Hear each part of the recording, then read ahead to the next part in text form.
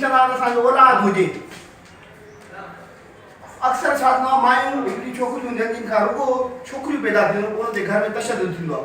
हिननि फेमिनिस्ट जो चवणु आहे बाबा औलाद ॼण अलाह जे हथ में आहे, महिरबानी करे अगरि पुटु नथो थिए उन में मुंहिंजो ॾोह न आहे, उनखे क़तल न कयो।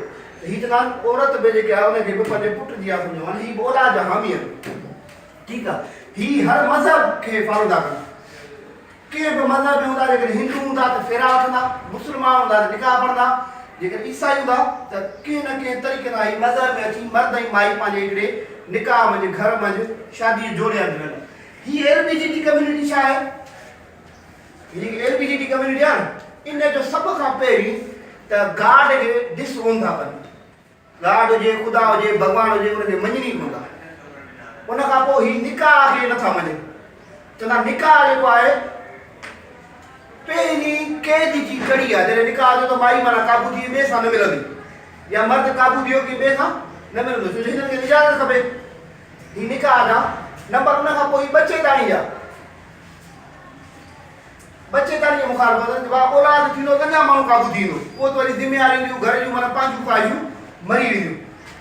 माना हाणे ॾिसो हिननि ही जेके चवनि था एलबीजीटी कम्यूनिटी जे असां फेमिनिस्ट हूं, हिननि में तव्हां ॾिसो त केॾो तदाद आहे। ही मर्द, अच्छा ही मर्द खे त मञी ई कोन था, चवंदा मर्द तव्हांजो अज़ली अबदी दुश्मन आहे।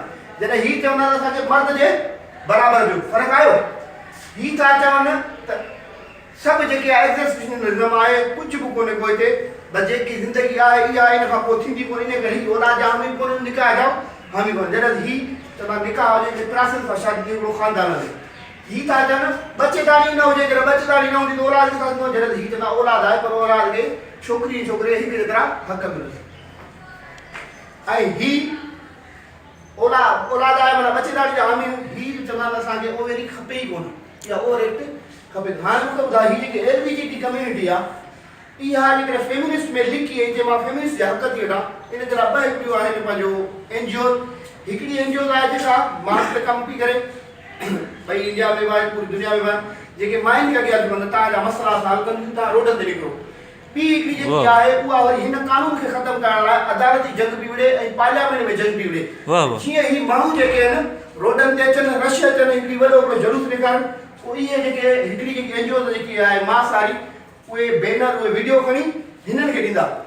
ही छा कंदा, अदालतुनि में वेंदा ऐं पार्लियामेंट में हिन जा माण्हू छॾियल आहिनि, उहे ईंदा चवंदा त भाउ हीउ ॾिसो माण्हू मायूं रोड ते निकिरी वियो ऐं ही कानून तव्हां ख़तमु कयो। पोइ हिननि जी ॿी डिमांड हूंदी, जेकर हिनखे ख़तमु नथा कयो हिनखे AB में कयो। छा ख़तमु नथा कयो त हिनखे AB में कयो। AB माना तव्हांजी मर्ज़ी आहे कयो या न कयो। अच्छा, ही कानून इंडिया जे अंदरि हिकिड़ी एनजीओ हिननि ॿिन्ही जो कमु करे इंडिया जी हाई कोर्ट, हिकिड़े सूबे जे हाई कोर्ट जेको आहे ही कानून ख़तमु कयो। उते शादियूं बि थियूं, मर्दनि जी औरतूं तव्हां ॿुधो हूंदो, पर हुनजी इंडिया जी जेका सुप्रीम कोर्ट आहे वरी रिजेक्ट कयो, अञा ताईं कमु कोन्हे। त मुंहिंजो चवण जो मतिलबु इहो आहे एलबीजीटी कम्यूनिटी खे अर्ज़ु आहे उहो पंहिंजो प्लेटफॉर्म अलॻि ठाहे, फेमिनिस्ट जे पुठियां न लॻे। असां सभु फेमिनिस्ट हूं, असां औरतुनि खे हक़दारियूं सूरे निशान वाज़ लिखियलु आहे, ऐं फेमिनिस्ट जेके आहिनि इहे एॾियूं ख़तरनाक न आहिनि। असां बि हिन जे फेवर में असां सभु फेमिनिस्ट हूं, पर असां एलबीजीटी कम्यूनिटी जा न आहियूं। असांजो एलबीजीटी कम्यूनिटी खे अर्ज़ु आहे त पंहिंजो प्लेटफॉर्म अलॻि ठाहियो। फेमिनिस्ट ॻाल्हाइण जो न थींदो त असां तव्हां जंग कंदासीं। Thank U sir.